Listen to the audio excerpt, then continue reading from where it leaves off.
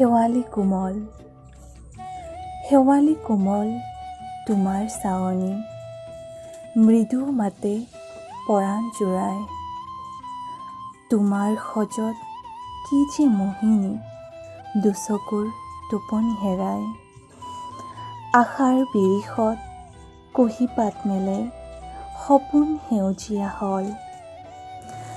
বুকুৰে মাজতে উষাৰ ছবিটি, চিত্ৰলেখাই আঁকি থৈ গল।